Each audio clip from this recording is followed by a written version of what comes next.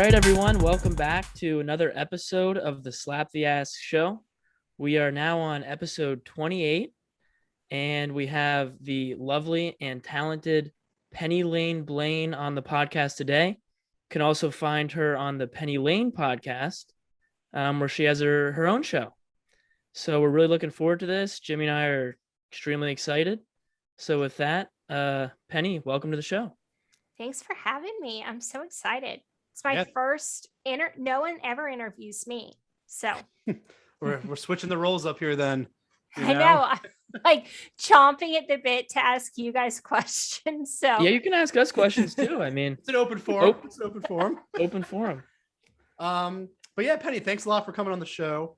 I feel like it's a trading podcast, so you always got to start the first question with what got you interested in trading stocks to begin with? COVID, I probably is the best answer, but I think the real answer is my mom got me really into the morning brew. Okay. You guys know the morning brew. So, subscribe. Yeah. COVID happened and I had a lot more time to like go through my emails. So I started reading the morning brew and I was like, I feel like if I could just like put at that time, they thought there was going to be a meat shortage at the beginning of the pandemic. So like Beyond Meat they were talking about how that could be like the next big thing if there was a meat shortage. And I was like, if I just put like a couple bucks in here, I could be like a millionaire, of course. So then like every single other person downloaded Robinhood and then I just never stopped. Like I was looking at Robinhood. I also got Workhorse, Beyond Meat. Workhorse was a great stock in early 2020. That thing blew up. It was amazing. I got it at, I think like $4. And then I just kept checking Robinhood. And my husband was like, you're not investing, you're day trading. And I was like, yes. And now this is my life. Right. That's awesome. So I guess before COVID, were you working a full-time job, and do you trade full-time now, or what was the transition like there? So I am a painter, like an artist painter. Right. Okay. So I was doing that full time. So no one really in the beginning of COVID was buying art. Like the world was ending. No one needed a fresh new painting.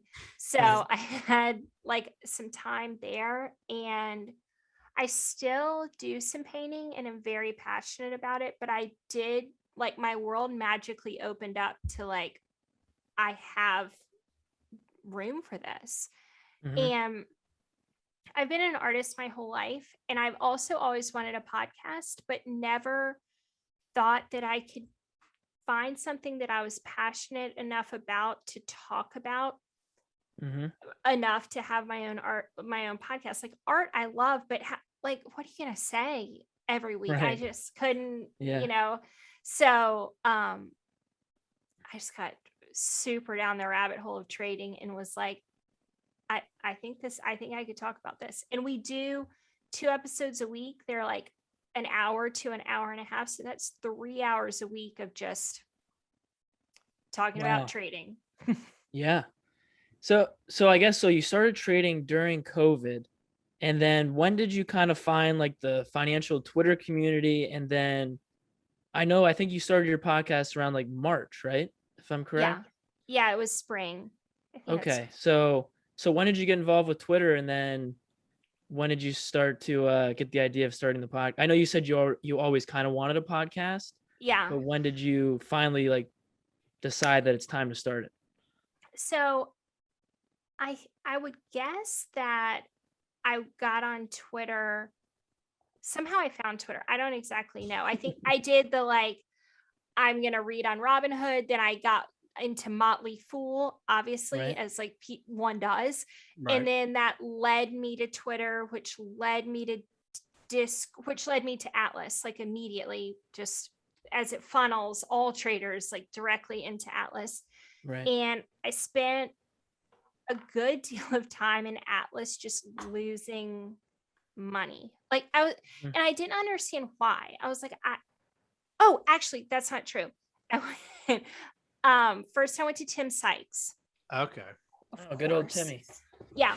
And I like applied to be in his mentorship program, and he was like, yes, that will be $7,000. Join up. And I was Really? like, well, I will have no money to trade. And I can't do that. So then I think I found PJ and found Atlas and got in there. And Mhm. it really made me love trading. Like, I love that community aspect. It's so funny. I loved like making jokes and making money, and really fell in love with the idea of making money with your friends. Like, I was just like, if I just make money with my friends all day, how much better could life get? Like, that's amazing. All right. Mm-hmm. But I just couldn't make money in there. And I always felt like late to the game. And there was one time where my strategy was just like, it was just focused on PJ. And it was like, if PJ alerts a ticker, you can buy something and sell it 4 seconds later and make $20. And like, that was my whole strategy. And I got really sort of in the weeds and desperate, and I realized I wasn't making money in Atlas, and then I went and did some paid rooms. I wasn't making any money in there. And then Brad Mullins, who was in Atlas for a long time, started his own Discord, and it was like really a godsend to me, because I had just started the podcast and I knew Brad from Atlas and was like always in his DMs. I just love the way he traded pure momentum. I just love the style, and it was just confident, and love the way he traded. So I was in his DMs and asked him if I could just pay him to have him mentor me. And he was like, well, no, but like, you can ask me questions. And I didn't even know what to ask him.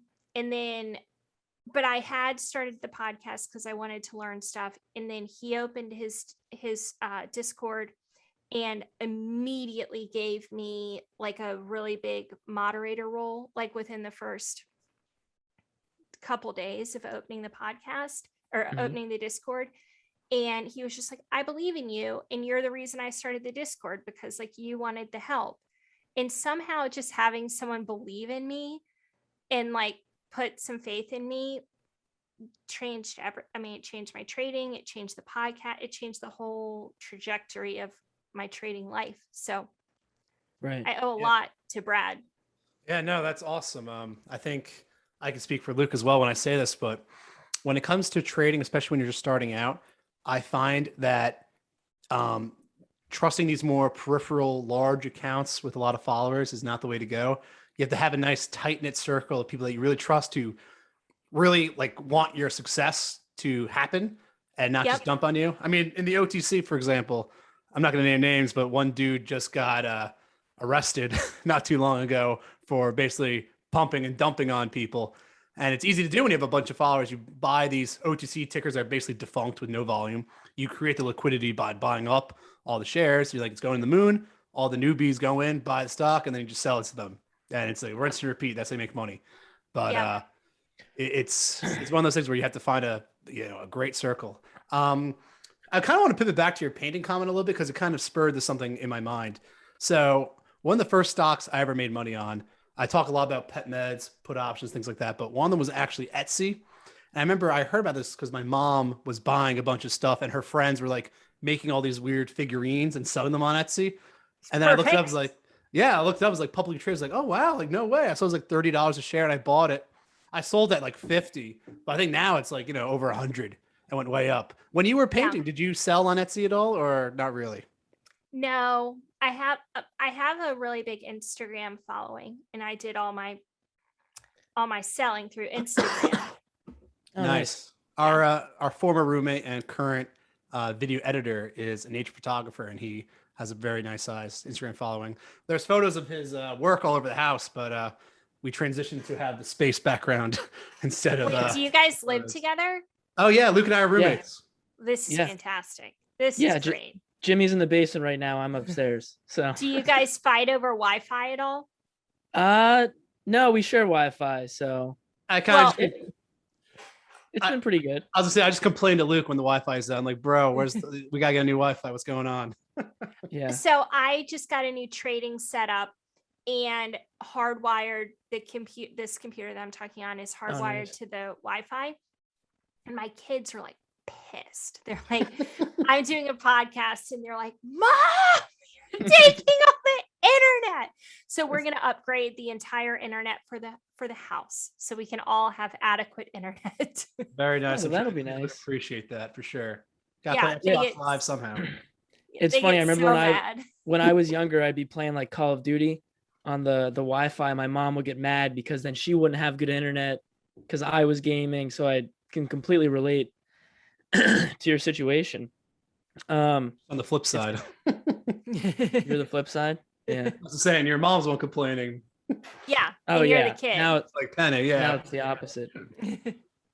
Yeah, that's interesting though. I mean, it's funny because Tim Sykes and Hugh Henney don't have too good of a relationship, and you just interviewed Hugh.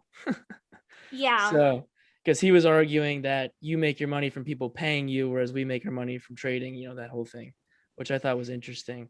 I don't have a great relationship with Tim Sykes either. Mm-hmm.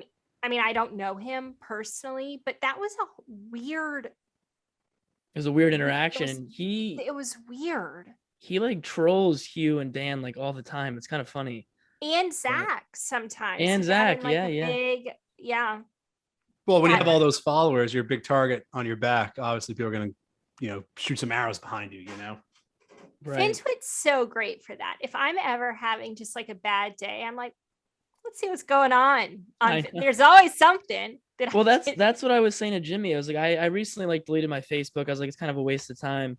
And I was like, but I keep justifying Twitter because I'm like, well, you can make money on Twitter. So I'm like, it's fun, but I'm also learning. So I'm like, it's okay to be on Twitter 2-3 hours a day. I'm like justifying it. Yeah. Sure. FinTwit's exactly like high school again. There's all these little drama. There's these cliques that hang out. They got their little posses and they butt heads every so often. And then people make up. There's friends again. It's such a funny place. It's fantastic. It's fantastic. Like you might not want to spend the whole episode on FinTwit drama. So we could go on to another topic. Yeah, we can talk about something else. We could talk about FinTwit drama too. I mean, we can talk about it. I really like how laid back is now on the floor.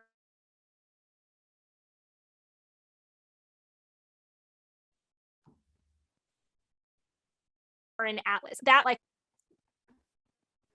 I love Layback. I remember following him originally. Forget when, like probably a year ago at this point. And I always thought he was a great, like straight shooter and had the best calls. I also when him and Zach sort of had this like alliance for CEI, I thought that was fantastic. And they're like, we're going to Miami. Magic in the making. Yes. No, seriously, it's a dream team right there. They're both so funny. I'm huge fans. So I guess let's pivot off the FinTwit drama. Sure. And one thing I want to talk to you about is I remember in one of your recent episodes, you talked about options trading. When you trade, do you mainly trade stocks or do you mainly trade options? Like what's your like target type of instrument you use? Great question. I really had, like I said, all I really wanted was to trade like Brad, and he's a penny stock Momo day trader. And that was what I wanted to do and have found it difficult in the last 6 months. Like trading these small cap, like low float stocks it's just been difficult. And I've interviewed so many people now who have, and I think that there's like a tide turning within the community of people leaving small caps to go to large caps and options. And I've been very lucky that I have interviewed like some of the top options traders like on FinTwit, and people have really, really taken the time to try to teach me about that world and about large caps. And I've just recently been having a lot more success with what I really like to do is look at the options plays that people are playing and then trade the chart. So I'll just trade commons on the chart of large cap stocks. So I really like that. I also love a mid cap. Mhm. I don't really prefer trading options, but because I don't really understand it, but like a good $25 to $60 stock that just moves on the EMAs. And it's like, I was telling someone yesterday, like when I go skiing, I want like a groomed blue run all day. And it feels like that to me. Right. Just like, I want to ski. I don't want to kill myself. Like, just put me on a blue. I'll see Right. at the bottom. Yeah, the options are the double black diamonds, you know. Yeah. They could be Yeah. more fun. You go faster, but you also could wipe out. Sure. I was in options. I've been trading with Shark, who is like a genius at options.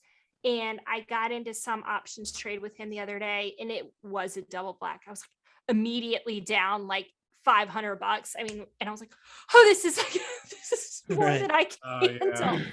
I mean, I Yeah. feel like in the last 2 weeks, like options been going off or been so popular on FinTwit just because you have these massive companies like Tesla and Nvidia, but you have these large caps. Even Microsoft had like huge days after earnings where if like Nvidia goes up 10%, like that doesn't happen that often. So your option, I mean, I saw people have option contracts go up like 50,000%, you know, Mhm. because it's like so far out of the money that became in the money. So I obviously see the allure of options. I used to love trading options, but that ultimately caused me to basically destroy my first account when I first started trading. This is like back in, Congratulations. yeah, thanks. It was trial by Yeah, fire. we've talked about it on the show before. That's how Jimmy got into trading originally, was with options, and Yeah, $30,000 later. I've readjusted since, but it's definitely, I mean, if you know how to do it, I see it as a great way to use leverage, or a great way to, you know, use these other tools at your disposal to just maximize your gains. But yeah, I think Luke and I would say we're more OTC focused, not so much mid cap. Or Cool. Well, yeah, I think Penny, you were talking about on a podcast I was watching that you were on, is that you look for, like, when you start an OTC, you're looking for the bigger gains, right? Because Mhm. when you're trading double zeros, you have a lot more potential to run. And then with options, you kind of get those similar gain percentages, but you're trading large caps.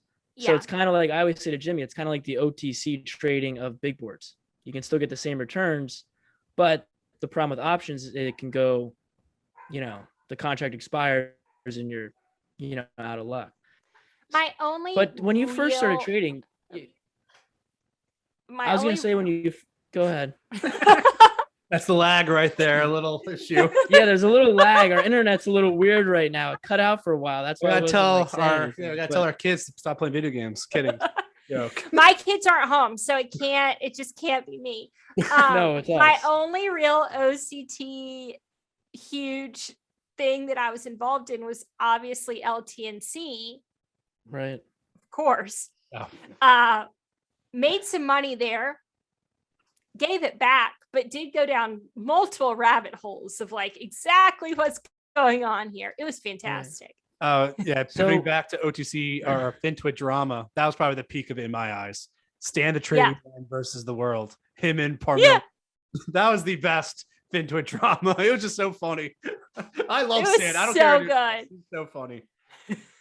And then what's the other guy? Oh, Luke, what's this guy's name again? Mo. Not Who made all Alex. the videos. Oh, yeah. Do you remember that guy, Stock Mo? He made all the videos, like the water and stuff. Yeah. And then LTNC ended up like suing him. And then he deleted his Twitter. Yeah, that was like, that's why he doesn't exist anymore. that But guy was no, so funny. Oh, he I was still great. remember. I still remember in March, Jimmy texting me. He's like, "Did you see this Ryan Shadle guy? Like, he's going off about all this stuff." So Jimmy and I bought LTNC like sub penny, I remember. And then remember it ran like to 8 cents, 9 cents. And I said to Jimmy, I was like, "You really want to hold this stock?" I was like, "This is the most like volatile thing ever." So I convinced Jimmy to sell between 6 and 9, and that was probably one of the best decisions we made, because that could have easily went. I mean, it did go very south. But how long were you in LTNC for? Or did you hold till it went back to the double zeros, or? No. Okay. Maybe a week. Oh, okay. Okay. In and out. Yeah. I'm not a big holder in Right. general. Like I am a day trader, Right. but I made an exception. And then when they started coming out with the energy shots and stuff, I was like, this is we've gone off the rails here. Yeah. And then when you look at their share structure too, it wasn't exactly the best thing in the world. Sure. Like 7 billion shares is insane. So yeah, I mean, I think the market cap of that company was at one point like close to $1 billion. It was like 800 million, whatever it was. It's insane. But I remember, Penny, from your Hugh interview, you were talking about the idea of averaging down on a stock or just cutting your losses. I guess the Yeah. day trader mentality in you is cut the losses, right? Cut the losses. Do you have any long positions that you like to average down on that you I've see as like just holds? One long position at all. It's Coda, CODA. Never heard Okay. of Coda. Oh, interesting. I haven't either. I Yeah, gotta look it's this holds. up now. It's about 850. I bought it at 9. Occasionally I'll buy a little bit more right at 850. I'm going to hold it. I mean, I'm going to hold it for a long time. I think it's a cool company. A lot of people in my family are also holding the stock. It is like undersea exploration equipment. And I mean, Okay. I just believe in the also, that's not true. I also hold mind medicine, MNMD, because like Okay. acid for mental health is something that's a story I could latch onto. So Hey, the more psychedelics, the better, right? I I think there's like mean, leaves and mushrooms out west anyway. That's great. Yeah, Oh, I mean, well, I think sorry, I don't know if Luke's trying to talk or anything now, but one thing that we've always said is a great part about Twitter and just these interactions, you get exposure to stocks. If nothing else, you at least get these tickers. I had no idea what either of these companies were. wait, Yeah. you haven't heard of mind medicine? Haven't heard of them. I Haven't think heard I've of Okay. definitely heard that's a psychedelics, right? Yeah. Yeah, I've heard of my medicine. Is they're that over my that's head. not the one that Kevin O'Leary's into, is it? I don't believe so. Yeah, okay. Because I know he's invested in a lot of psychedelic stocks. Yeah, Um, so in Mullins Momentum, we have someone who just does biotech. And I was like, I like want to be in this like pharmaceutical space somehow. With I just want to like I miss the weed run, right? So I'm like, I Right. gotta give me a company. And she turned me on to mind medicine. And now I've got like my mom on it. I believe in that, the whole thing. All right. Well, here's another question I got for you. So, what is your opinion about telling your friends and family about stocks you buy? Because I kind of go back and forth on it. Part of me is like, well, I think I believe in it. I want to let them know. But then I tell them, and they're always like, every other day, they hit me up, be like, what's going on with the stock? Why is it going down? Yeah. What's going on? I'm like, dude, just buy and hold. All right. See you at the moon. So, My mom is the only person who personally asked me about like what stocks to buy, and I help her. I think I've been an artist my whole life, and I didn't tell anyone I traded for over a year. And then I didn't even tell anyone until about 3 months into the podcast that I had a podcast. So basically my entire like friend circle in life is still sort of doing whiplash of like, you're doing what? I mean, I don't no one would even think to ask me about, it's just not, Gotcha. Oh, no one would interesting. ask me. I did, the person who produces our podcast got really into CCL when CCL is my all-time favorite stock. Talk about Carnival all the time. Cruise, right? Carnival Cruise. Nice. My thesis is very simple. Americans love to cruise. That's all I know about the stock, but that thesis holds strong. Like that's a true statement. So as soon as we open back up, people are getting on that cruise. So I do options on CCL. I've day traded CCL. I'm obsessed with the stock, and I've lost some people some money on CCL who are more of a buy and hold, and travel stocks are crashing. So that's unfortunate. So I try not to try not to give out a lot of stock advice. Yeah, I think that's a good way of putting it. I think there's a difference between trading a stock and like longing a stock. Whereas trading, you can't really tell anyone because like I'm going to buy and sell whenever I want. But if I long, it's like I'm going to hold this for a couple of years. It's a little different. It's much easier to digest and tell people what's going on. Yeah. Right. Yeah, I mean, that's even what I talked to Jimmy about trading stocks is like, even when you're like tweeting about stocks, right? It's almost like in the back of your mind, you're like, should I really be tweeting about this stock if I'm only planning to hold it for like a week or a day?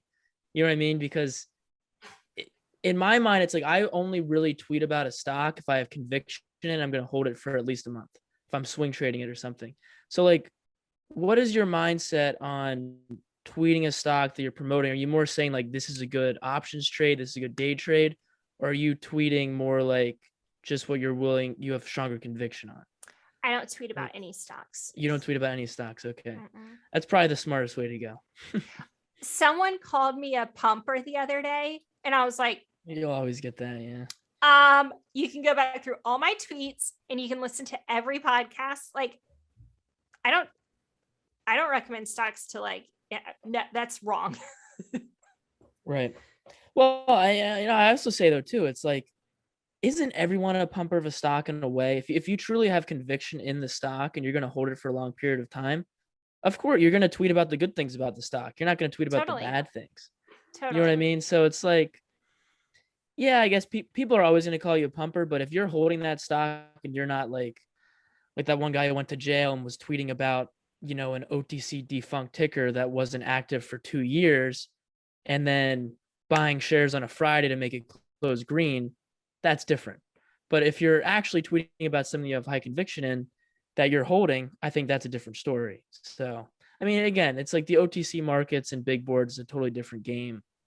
So I feel very, very strongly that DWAC is going to like have another run up really soon. It's in the longest wedge. Like it has just been holding that level. I feel very strongly that that's going to squeeze soon. I still don't have enough conviction to tweet it, but like anyone who will listen to me, I'm like, watch that. I really think it's going to. Yeah, it's fine. I think that DWAC, for everyone who doesn't remember, it's the Trump SPAC. I like that a lot. It kind of brings me back to like the GameStop and AMC because they had like their initial run where they kind of spiked and they kind of like settled down and they spiked even higher in the future. If you remember, like AMC, I think hit an all-time high back in like May or June or something, or maybe over the summer. But like the run started back in January and February. I kind of see that something like DWAC. I feel like it's, like I said, it's kind of coiled up. There's probably gonna be more shorts in it now than before. Yeah.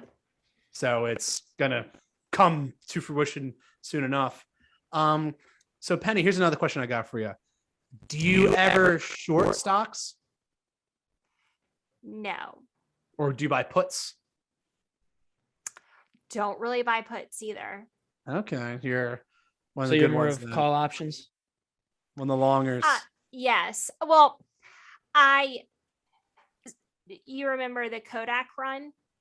Oh yeah, of course. The photography turned pharmaceutical company that turned to went to like 60 and overnight it went to like, I don't know, 30 and then 60 the next day. I was paper trading in like Tim Sykes simulator back then and shorted Kodak and lost like $70,000 on that trade. And I mean, thank God I was paper trading it, but I was like, perhaps, I don't know. I think that in the very near future, I am going to like dip my toe more into puts, but shorting, just in my mind, I think it's like the most dangerous thing you can really do. And like day trading's dangerous. I'm fine with danger. I do a lot of dangerous stuff, but like, I don't want to like lose my house. I want to be safe, dangerous. Yeah. I think it's one of those things. I feel like it's always easier to be optimistic about a stock than it is to be negative about a stock. It's like when I talked to Jimmy about sports betting, I don't know if you know about sports betting, but it's like, I would much rather hammer the over on a game to score a lot of points because you want to watch an exciting game. When I'm trading, I want to see the company succeed, so I'll do a call option and then, or buy the stock and then trade it up. So it's one of those things. Trading is so much more psychological than I think people realize. And yeah, I'd much rather be bullish on a stock than bearish. For and sure. I Well- feel like it's much psychologically easier to find high conviction plays than it is to find plays that you're not confident in. Yeah, and I think, Luke, to that point, like when you long a stock, right? Like say you buy $1,000 worth of Apple, your maximum loss theoretically is $1,000, right? If you short a stock, your maximum loss is technically infinity. The stock can always just keep going up. You can never actually Right. cover the shares. So you could you could really screw yourself over. Yeah.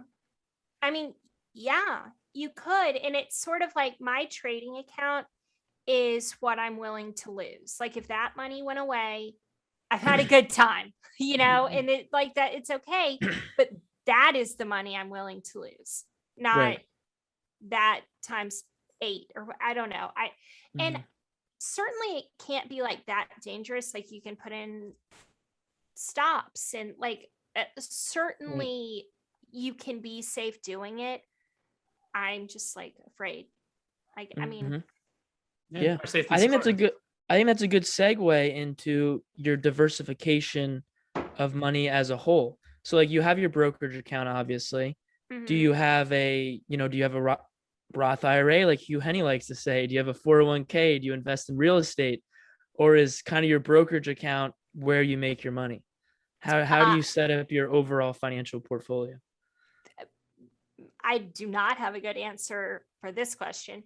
Okay. My husband has all the responsible, like he has a Roth, he has like all the responsible things for our family, and that's great. I have a trading account and I have real estate. My family owns a real estate firm and I'm good at real estate. So anyway, but I don't have a Roth. I just trading real estate. Okay. So and then in the real estate sector, because I know our audience is always interested in this, what do you invest in? Do you invest in multifamilies or single fams or? I just like our whole family forever just like buys kind of undervalued homes, moves in, fixes them up, holds them for 4 or 5 years, sells them. And that just it's just what we do. So that's It's a tried and true method. Yeah. yep. Very cool. Another question, Penny. Do you play with crypto at all, or do you stay away from cryptocurrencies? So I got really into Doge, like the rest of America. Played Doge up until the SNL appearance, and I sold it. I sold it the day before the SNL appearance, and then that was it. Very I sort of done smart. with Very Doge. smart. That's literally the top. Yes, Yeah, that was buy a the great rumors, sell. sell the news. Yeah, you're That was undercutting great. yourself there. That was like prime selling point. So congrats on that. Thank you. And then now I have the one that everyone's at, SHIB. Shiba Shiba Inu. Inu. Yeah, I think I maybe held that too long. I don't know. I don't have very much of it. Yeah, who knows? Who knows? I mean, especially with Shiba Inu. I mean, that's what we call a shit coin.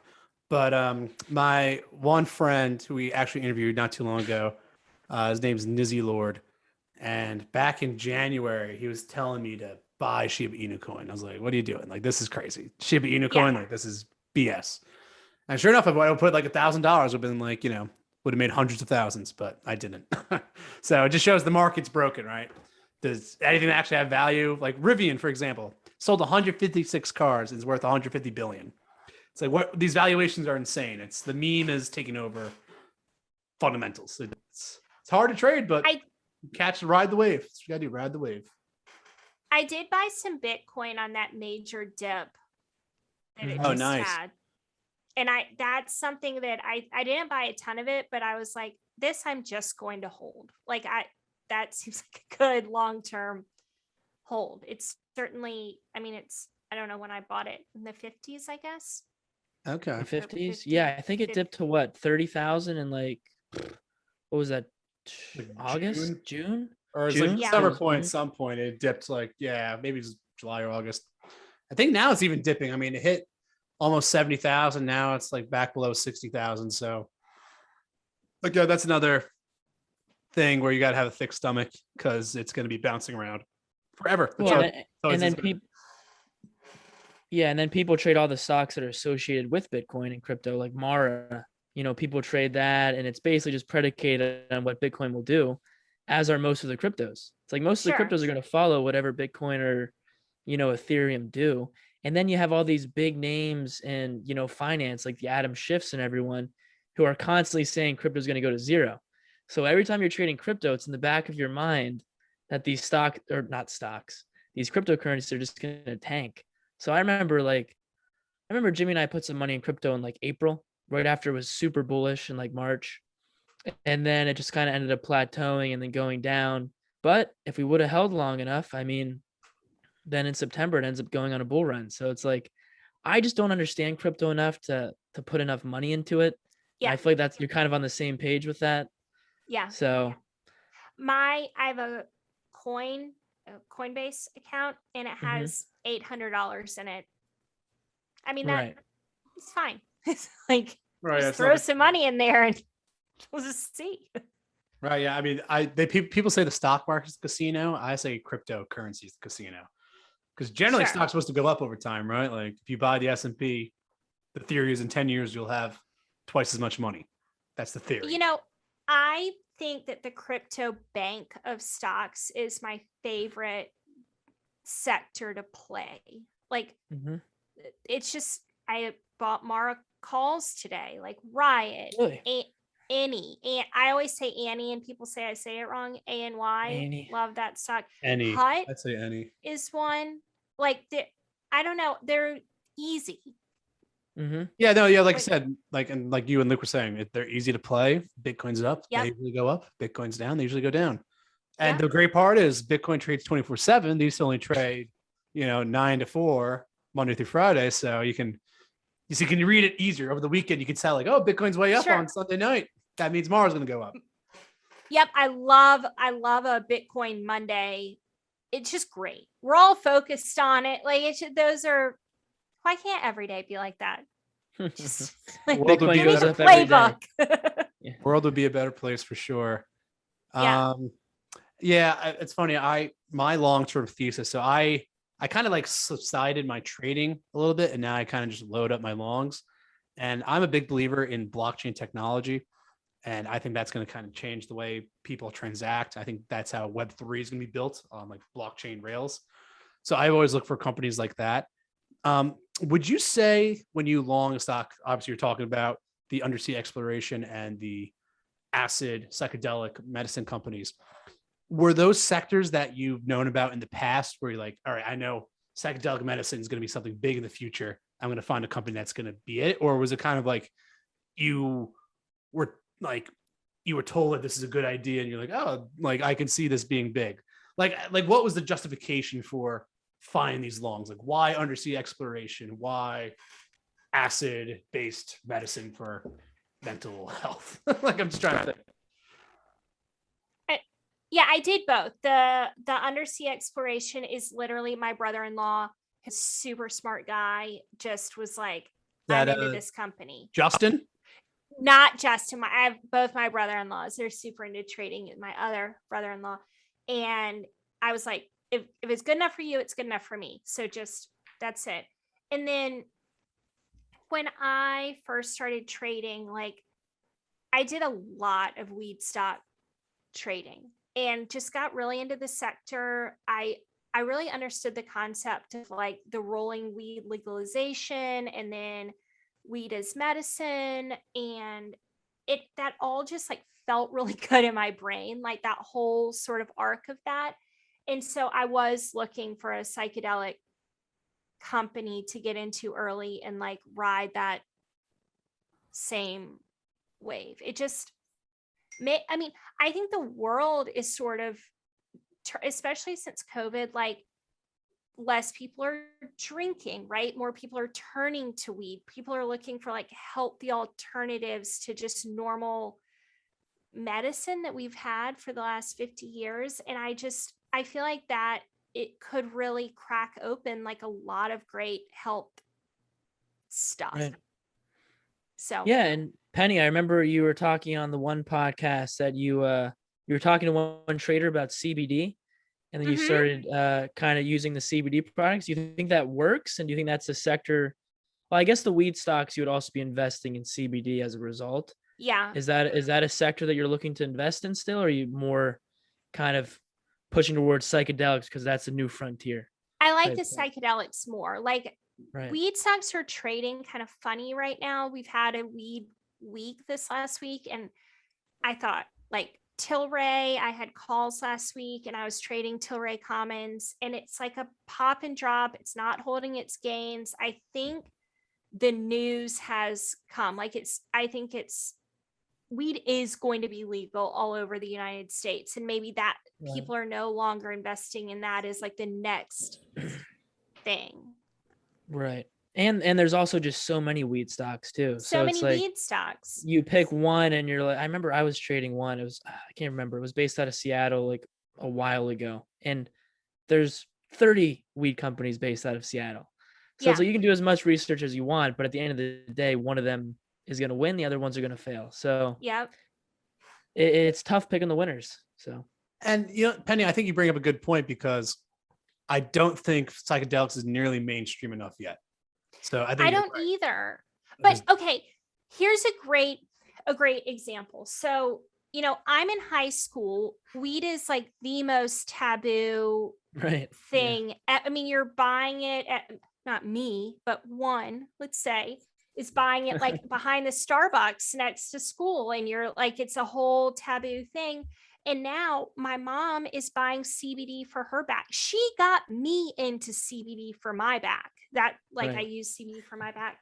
And if that sort of arc, that's been 20 years of when I was in high school and now, if that kind of arc can go from the most taboo to a mainstream medical thing, it just, the possibilities really seem endless for me. And that it is not being talked about right now. Like, Right. I think psychedelics are very much still viewed as like hard drugs and a taboo thing. And those walls are going to be broken down, in my opinion. Oh Yeah. yeah, I completely agree. Yeah, it's definitely something that it's a what am I trying to say? It's hard to get in early, right? Because when you're alone, it's kind of hard to like realize like I believe this is the future, but no one else believes there's no movement in like these companies or whatever. But that's where you get the most payoff when you long something, right? It's when you're really early. So I think you've inspired me. I'm gonna have to look into this company now and probably get a position because I'm in the same boat as you. I think psychedelics are going to be a very, very profitable industry for like medical or medicine sector for sure. Yeah. I also am just, I do want to say that it's not like a passion of mine. It's not like I'm super into psychedelics. It's not, I'm not like, my mind is not focused From years on of it in that experience. way. It's literally just watching what happened to weed. Right. Mhm. I also interviewed the Wolf of Weed Street, and Right. that was a good interview too. And I was talking to him about MNMD, and he was saying that like he also thought it was a really sound company, and he recommended a few others. But when I told him my thoughts on it, and he very much echoed like, yeah, it's a thing, I was like, Mhm. okay, like I'm on to something here. Right. Yeah, Yeah. It's nice I- getting the confirmation bias. Like, oh, other Yeah, people yeah, do this too. Yeah. Yeah, I remember. I think he was on PGR like a few months ago, right? Mm-hmm. I remember explicitly. I was listening to it on the plane, listening to him talk about all these weed stocks and how like volatile they are, and the weed market was down. So yeah, it's interesting to see how it goes full circle that you're interviewing people who are on PGIR and all that kind of stuff. But Yeah, that's mind blowing, truly Yeah. mind blowing. but Penny, this has been extremely enjoyable. I I think loved it. probably pushing an hour right now. A little bit of Wi-Fi issues on my end. Hopefully you guys are good. But yeah, this was fantastic. Thanks so much for coming on, and we love what you're doing with your podcast. All these interviews, they're great. Thank Everyone you. who watches this needs to subscribe to her channel, give her support, and thanks so much. Cool. Well, I'd love to have you guys on. I have a lot more questions for you guys, so you'll have to come on. Okay, yeah. You're I was more- gonna say you're that more than I'll start welcome. answering the questions, and you can start asking them. We'll flip it again. Perfect. Well, thank you guys so much. This was lovely. I love your show. I love the vibe. You guys are delightful. Thank you so I feel much. like You are it's mutual, yourself as Penny. well. Thank you very much, and have a great You're rest so of your welcome. week. Hopefully, filled with green days. Oh, God. Yes. All right. All right, Bye, take guys. care, Good guys. week. Thanks, Bye-bye. Penny.